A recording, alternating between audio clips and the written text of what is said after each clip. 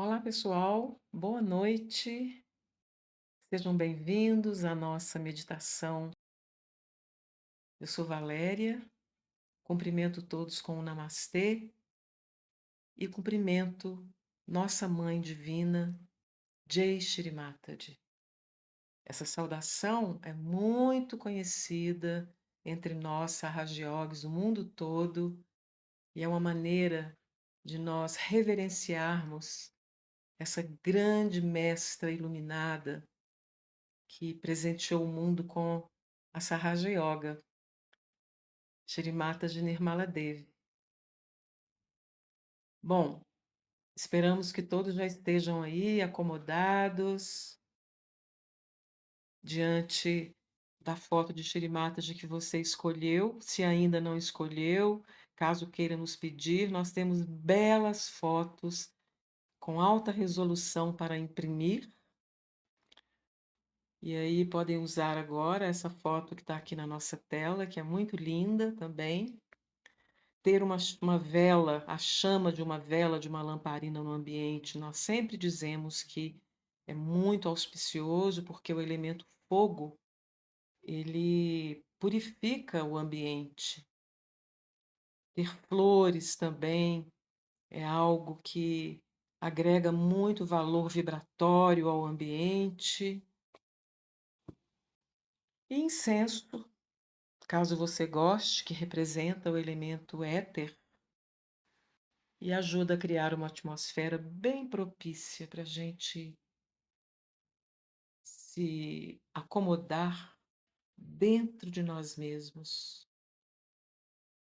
que é o que a gente vai fazer agora. Você já está sentado numa postura confortável, com a coluna ereta, as mãos bem abertas sobre o colo, com as palmas voltadas para cima. Vamos relaxar o pescoço, toda a musculatura do rosto, relaxar os ombros, percorrer com a atenção todo o nosso corpo físico, até chegarmos nos pés, descalços, bem posicionados na Mãe Terra, sentindo esse suporte amoroso que ela nos dá.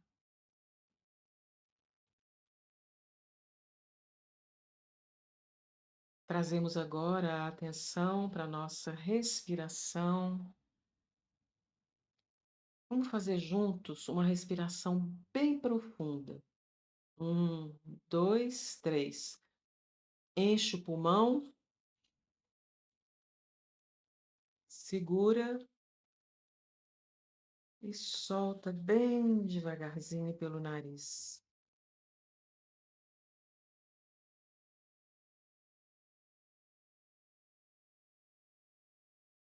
Vamos fazer de novo? 1, 2, 3. Enche, segura e agora solta bem devagar pelo nariz. Solta. Agora prende, segura o ar fora. Agora de novo relaxa e enche os pulmões de ar.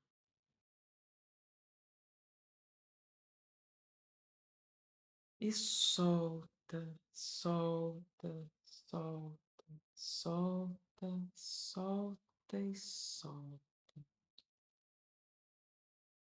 Para esvaziar os pulmões, o movimento deve ser bem mais lento do que para enchê-los. Nós já falamos aqui que isso ativa o nervo vago.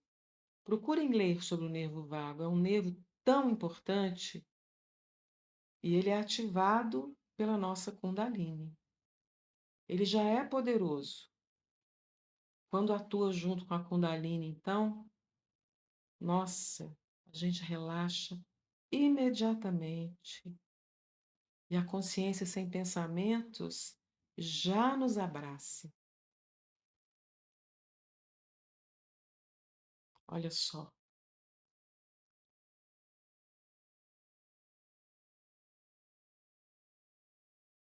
fica tudo vazio.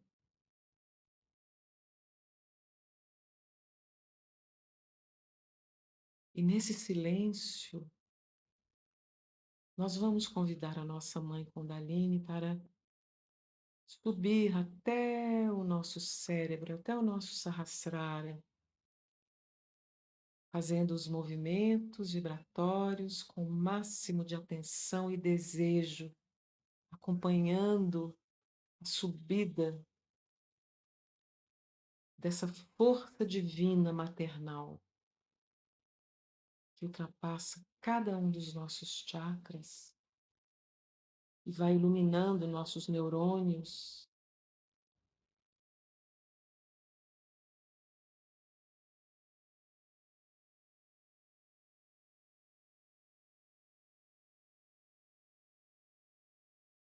Mãe, por favor, tome assento no seu trono dourado, no nosso Sahasrara Chakra. Ao fazer os bandhas, os 7 bandhas de proteção, tenha o cuidado de passar a mão por cima da cabeça e sentir o desenho desse arco de proteção da nossa áurea.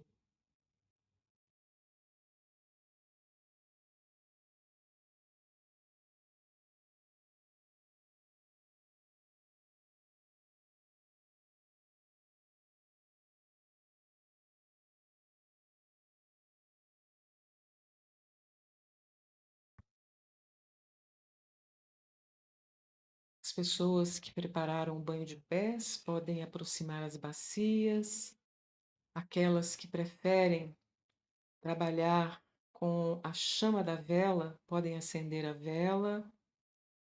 Hoje eu vou me juntar a vocês que querem trabalhar um pouco mais as emoções, a força de vontade, né, instalada no nosso lado esquerdo. Porém, caso queiram me acompanhar, eu que tenho uma predominância do canal direito, eu evito ficar muito tempo exposta a qualquer tipo de calor. Então, nosso banho de pés vai durar 15 minutos, mas eu vou manter a minha mão direcionada para a chama da vela apenas 5 minutos. Então, vamos saudar o elemento fogo, Shri Agni Devata. Om Tvameva Sakshat Shri Agni Devata Sakshat Shri Adi Shakti Mataji Shri Nirmala Devi Namo Namaha. Mão direita em direção à Mãe Terra e a mão esquerda posicionada de forma a absorver um pouco da luz e do calor do elemento fogo, pedindo a Shri Agni Devata que ilumine e aqueça nosso canal esquerdo, nossas emoções, nossos sentimentos. Agora vamos vibrar a água do banho de pés. Com a mão direita, vamos fazer bandhas, círculos, sobre a água, entoar o mantra Shri Samudra Devata. Om Tvameva Sakshat Shri Samudra Devata Sakshat Shri Adi Shakti Mataji Shri Nirmala Devi Namo Namaha. Podemos mergulhar os pés pedindo a Shri Samudra Devata que abençoe essa água com sal, de forma que ela possa acalmar, refrescar o nosso canal direito. E vamos então pedir a Shri Ganesha, venha em nosso Muladhara Chakra, Shri Ganesha, por favor. Derrama tuas qualidades, teus princípios e teus poderes no cálice de 4 pétalas do nosso Muladhara Chakra, mantra Ashri Ganesha. Om Tvameva Sakshat Shri Ganesha Sakshat Shri Adi Shakti Mataji Shri Nirmala Devye Namo Namaha.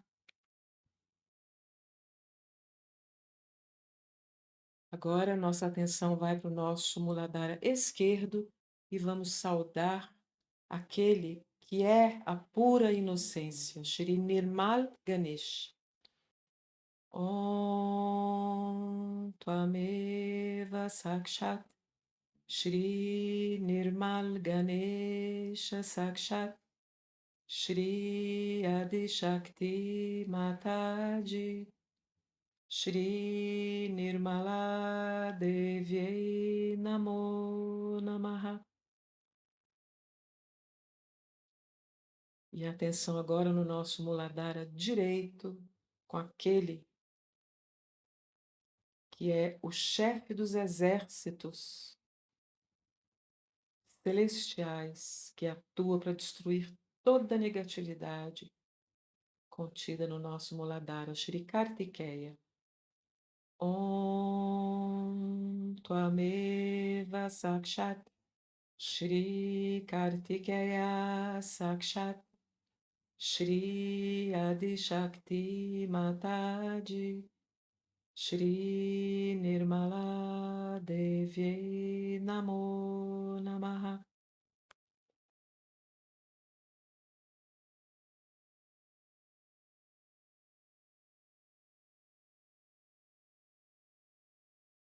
Vamos elevar a nossa atenção ao longo do nosso canal central até chegar no centro do nosso cérebro.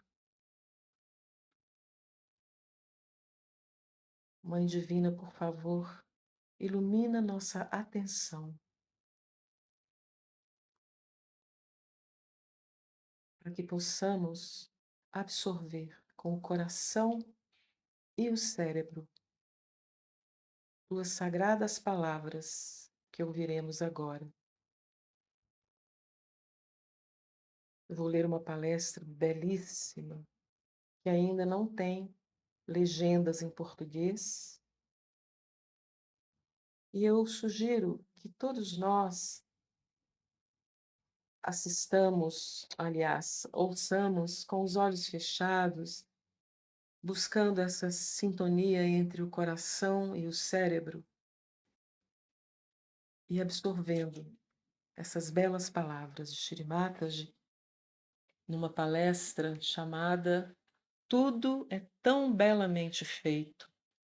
Ela foi proferida em Londres em julho de 1982.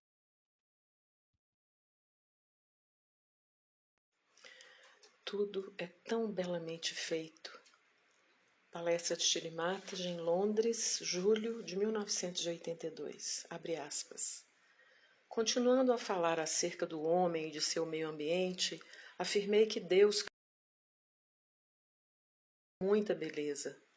Quando observamos qualquer coisa viva como uma árvore, ficamos perplexos de ver como são belamente arranjados os vários canais que transportam a seiva e como eles não criam nenhum problema para a distribuição da água na planta. A sucção da água ocorre porque o sol brilha e assim a água é atraída. A natureza é tão belamente construída. Ela é totalmente harmoniosa. Quando chega o inverno, as folhas caem porque a Mãe Terra necessita de nutrição, dado que as folhas não recebem muita luz solar, então deve haver menos superfície exposta. O mesmo acontece novamente na primavera, quando se vêem as lindas folhas brotando. Isso se faz de forma tão bela, o universo inteiro é assim, maravilhosamente feito, e o meio ambiente é tal que recebe as bênçãos divinas sem nenhuma dificuldade. A chuva cai e a natureza a recebe. Se você andar por uma floresta, ficará espantado em ver como ela é limpa. A fragrância do lugar é muito forte e nada permanece estagnado. Por quê? Tudo funciona pela ação da luz do sol, da chuva e do vento. No, no entanto, no meio do universo foi criado o homem, que passou a ser um problema. O meio ambiente que circunda o homem pode vir a ser arruinado por ele, e somente ele pode fazer isso. As árvores não podem se autodestruir, não é verdade? Elas permanecem como testemunhas, somente doam, mesmo quando morrem, nos dão sua madeira. Quando vivas, elas nos dão suas flores, sua sombra e sua beleza. Elas estão dando o tempo todo, e o único ser que recebe seus benefícios é esse grandioso resumo da criação, o ser humano. Ele é o beneficiário de tudo. Ele foi dotado de inteligência para receber tudo isso e usá-lo segundo seus propósitos. É assim que nós estamos explorando as bênçãos da natureza. Isso é bom, porque Deus deseja que realmente recebamos as bênçãos da natureza como reis que somos do universo. Assim, tudo permanece mobilizado para satisfazer as nossas necessidades. Porque apenas o homem enlouquece com seus comportamentos extremos.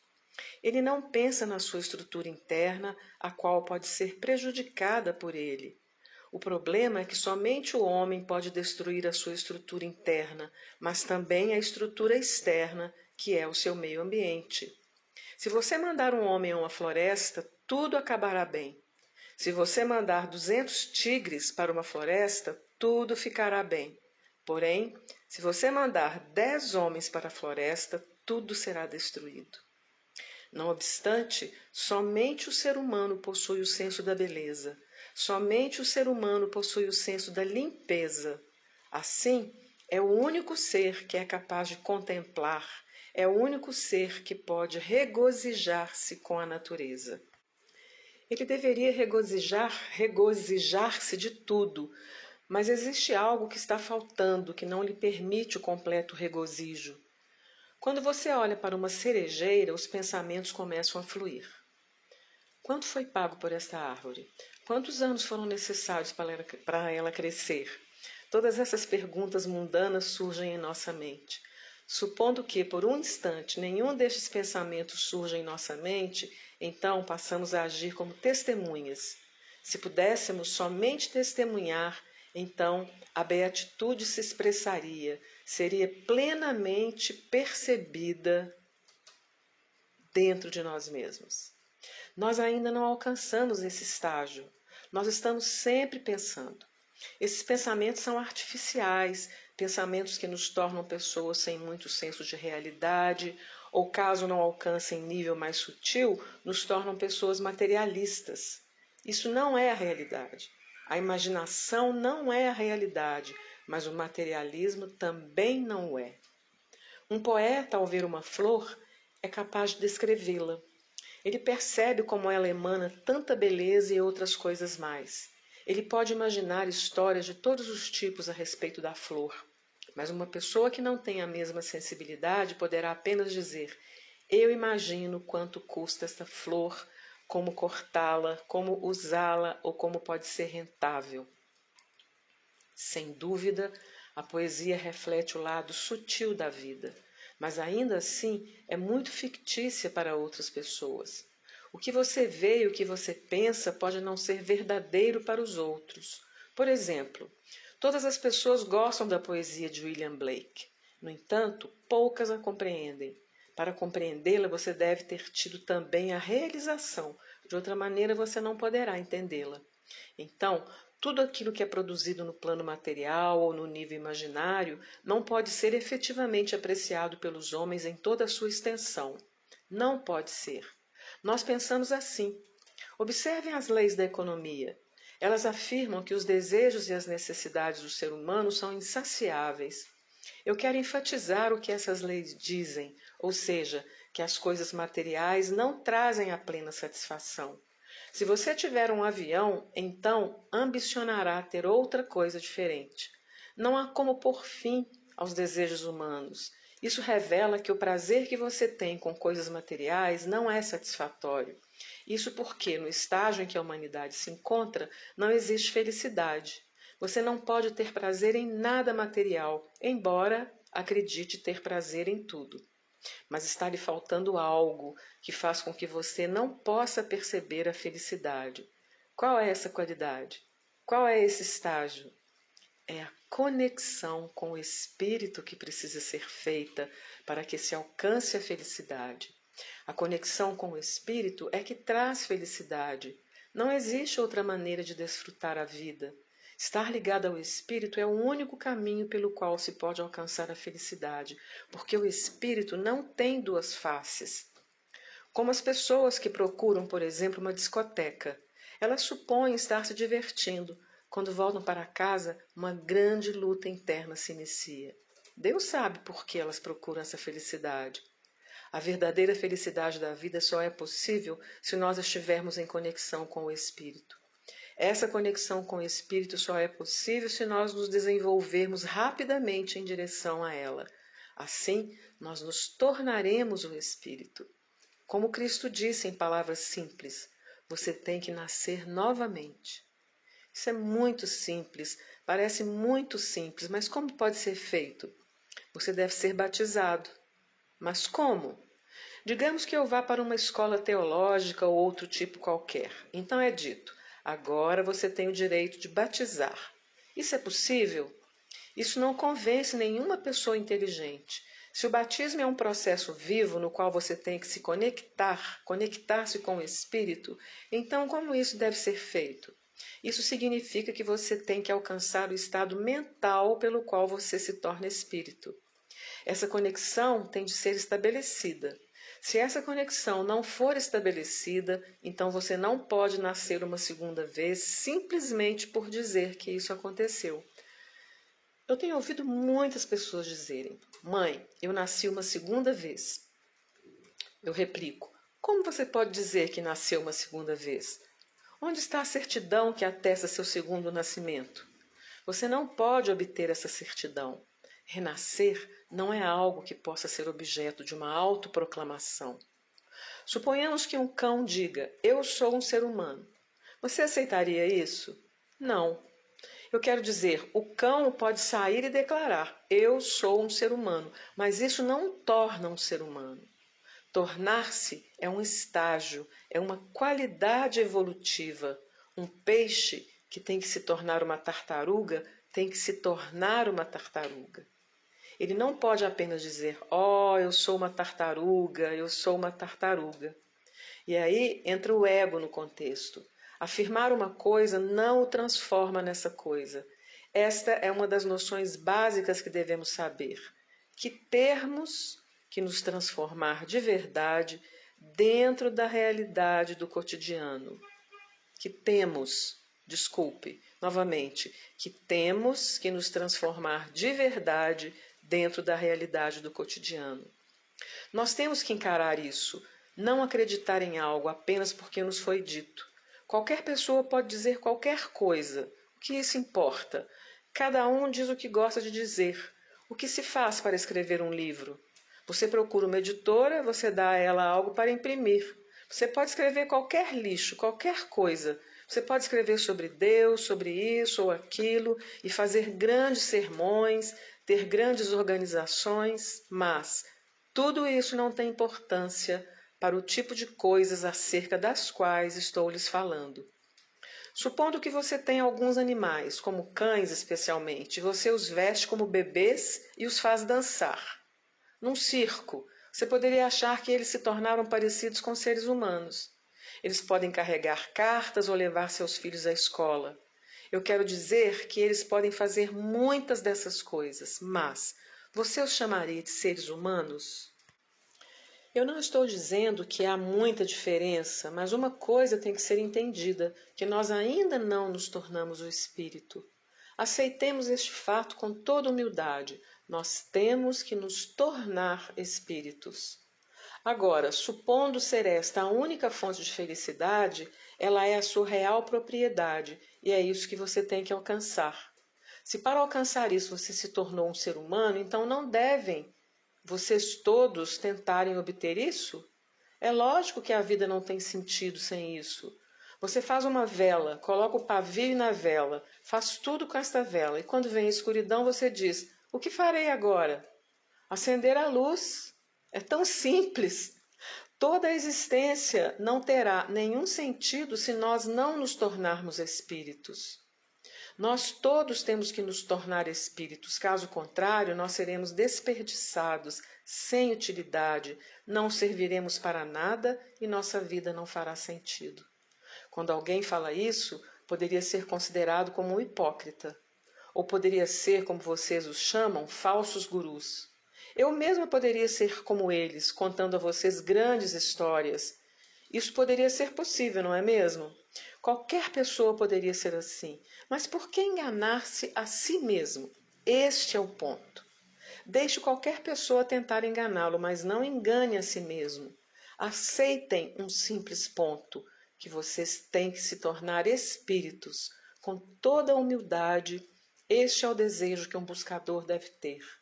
Eu conheci buscadores, eles tentaram todo tipo de coisas. Como um cavalheiro que possuía o Agnya Chakra ruim, eu lhe perguntei: o que você tem feito? Ele disse: existe um homem que escreveu alguns livros sobre o terceiro olho. Eu vou fazer uma operação e meu terceiro olho se abrirá. Eu disse: o quê? Quem me disse isso? Ele respondeu: existem livros e livros sobre isso. Eu repliquei: é verdade, mas como ousa essa pessoa fazer como uma operação para você adquirir o terceiro olho? E ele continuava a fazer todo tipo de coisas sem sentido, acreditando neste homem, mesmo com o Agnya Chakra arruinado. Eu perguntei a este cavalheiro o que ele mesmo fez, vocês compreendem? Esta é a melhor parte disso tudo. Deus nos deu não somente o cérebro, mas nos deu sabedoria. Deus nos deu sabedoria para julgar essas pessoas e ver o que elas estão nos dizendo. A maioria delas está arruinando a sua própria estrutura interna. Eu não me importo com nenhuma delas. Se elas estão somente extorquindo dinheiro ou tornando-os mais pobres, não importa. Está certo? Se elas querem dinheiro, deem-lhes dinheiro e pronto. Existem muitos ladrões, contrabandistas e vigaristas. Existem pessoas de todo tipo no mundo, entendem? Existem mil e uma palavras para descrevê-los, mas elas estão arruinando o próprio corpo sutil, e quando elas arruinam essa estrutura, o despertar da Kundalini demora. Esse...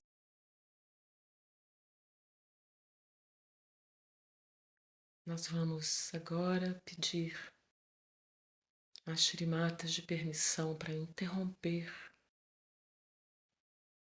sua fala, para que possamos enxaguar os pés, enxugá-los, deixar a bacia de lado para descartar a água depois. Quem ainda está com a vela acesa pode apagar. E nós vamos ouvir o resto dessa magnífica palestra logo em seguida, tentando manter a mesma atitude de deixar o nosso cérebro e o nosso coração se unirem para absorver o máximo da mensagem e das vibrações. E logo em seguida, logo após o término, nós já vamos entrar em meditação.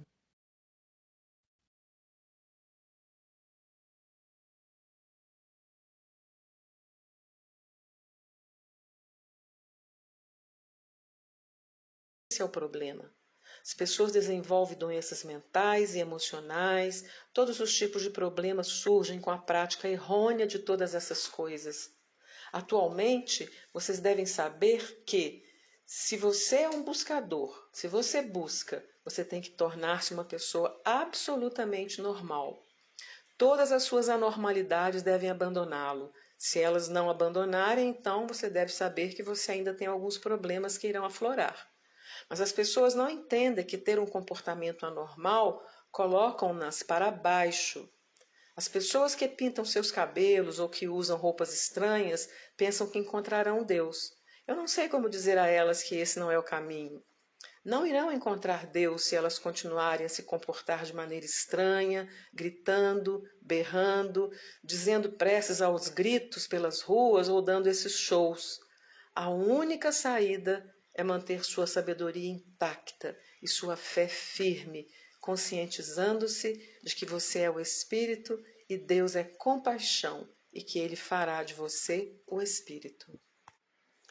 Este é o único requisito necessário para um buscador. Mas sem sabedoria, quando você tentar fazer qualquer uma dessas coisas comentadas acima, você terá que dar muitas voltas a fim de chegar ao mesmo lugar, mas completamente machucado, ferido, muito doente, algumas vezes à morte. Atualmente, o problema é muito complexo, porque os indivíduos estão com seus corpos sutis danificados, não somente por esses pseudo-gurus, mas também por muitas outras coisas que nós estamos vivendo. Os problemas sociais, a desarmonia na vida familiar, os vícios, os maus hábitos e outras coisas que têm proliferado entre nós, as quais tecem uma rede tão emaranhada que para sairmos dela é quase impossível. Só existe uma maneira de sair dela. Veremos a seguir como fazê-lo. Quando criança, eu li uma história sobre pássaros. Uma rede foi armada e muitos pássaros foram capturados por ela. E eles descobriram que nós fomos enganados, mal orientados, pois eles haviam visto alguns grãos e foram atraídos. Assim, era impossível para eles sair daquela rede. Um dos pássaros tentou sair, mas não conseguiu. Em vão, outros tentaram e ficaram cada vez mais embaraçados e se tornaram piores. E agora, o que fazer? Todos disseram: por que nós todos não voamos com a rede? Porque com nossos bicos iremos cortar a rede e nos livraremos dela. Mas antes devemos sair daqui. Vamos reunir todas as nossas energias e assim poderemos voar. E foi o que fizeram. Eles abriram suas asas todos juntos e alçaram voo, e longe dali eles ficaram livres. A Sahaja Yoga funciona como este tipo de artifício libertador. Uma só pessoa isolada não pode resolver os problemas, é impossível. Se apenas uma pessoa tiver que fazê-lo, isso será uma impossibilidade. Ela teria que ir e viver numa caverna permanentemente. Isso se aplica a qualquer pessoa, mesmo dotada de poderes como os de Cristo, que veio à Terra, foi crucificado e ninguém o compreendeu. Assim, nós devemos ter muito mais preparo para sair desta rede, que foi criada pelas atividades danosas de pessoas falsas, com a complacência da nossa estupidez e de nossos atos e problemas.